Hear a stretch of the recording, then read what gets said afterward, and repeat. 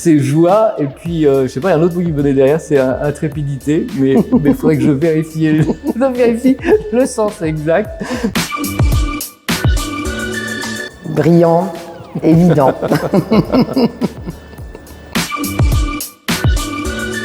En fait, si je réfléchis pas, je dis soleil. Mais quelle est la saveur du soleil? Je dirais une saveur peu connue, c'est l'umami. Une saveur japonaise, tout en nuances, une saveur ronde et à la fois pleine de relief. J'ai envie de dire rouge. Un vert émeraude précieux, intriguant.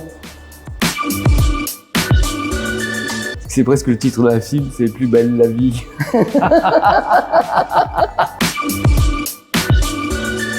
C'est I See a Darkness de Bonnie Prince Billy. Ah, c'est une chanson qui avait conclu un de tes projets que j'avais vu à Marseille. La générosité. La loyauté, l'intégrité.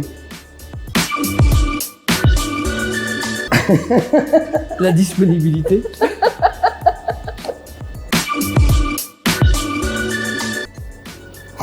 J'en ai. Une rigueur poussée à l'extrême. Peut-être ça. Jour et nuit.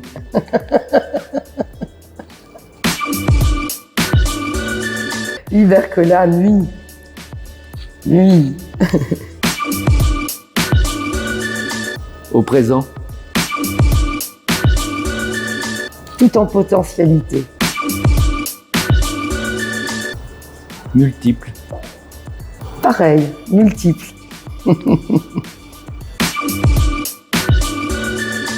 Rolling Stone.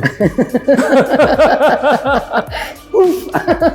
Rolling Stones, clairement. Je la souhaite festive et politique.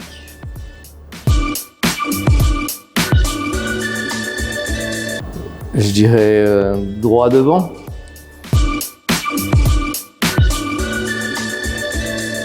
Métal.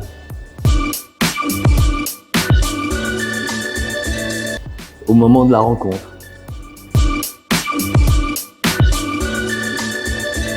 Le plaisir.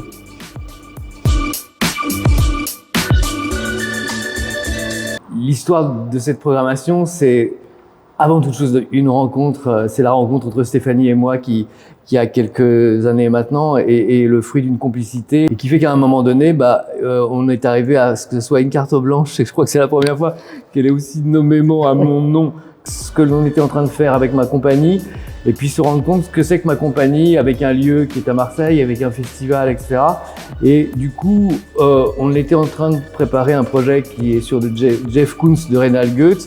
Et c'était l'idée de qu'est-ce qui est satellite autour de Jeff Koons, enfin de Reynald Goetz et de cette proposition de compagnie. Avec des acteurs finalement pour certains qui sont performeurs ou qui sont artistes par ailleurs. Et puis quels sont les complices qui existaient en ce moment. Alors il y en avait un, puisqu'il y a un projet qui se prépare avec Simon Johannin, qui est L'été des charognes, qui est un roman qu'il a écrit il y a quelques années, qui est une magnifique écriture. Donc je me suis dit, je vais inviter Simon parce que ça me paraît juste. Il a parlé de moi à Loucange, qui m'a envoyé son premier roman. J'ai lu son premier roman. Elle est en lien aussi avec la Belgique. Donc il y avait comme ça une idée un fil qui suivait la compagnie, des rencontres. Simon Johannin, Loucange. J'ai rencontré aussi Lénie Jardin qui fait la musique du Jeff Koons par aussi Simon Johannin. Donc il y avait quelque chose comme ça qui satellitait autour. Et puis d'autres complices qui datent comme Sylvain Cousinet-Jacques et que les œuvres de Sylvain Cousinet-Jacques, je trouve qu'elles ont un écho avec le Jeff Koons, ça parle d'une certaine jeunesse. Donc en fait beaucoup des artistes que nous avons invités de cette carte blanche sont des jeunes artistes en réalité. Je suis le plus vieux. Et c'était important que ça soit à cet endroit-là des prémices, en tous les cas, des artistes de demain et les prémices de projets et pas des projets terminés, aboutis. Mais l'idée de quelque chose qui est de l'ordre du mouvement, comme on disait tout à l'heure, tout droit, vers. C'est une proposition pour que les artistes d'un seul coup aillent un tout petit peu plus loin dans ce qu'ils sont en train de faire ou d'écrire ou de fabriquer au jour d'aujourd'hui.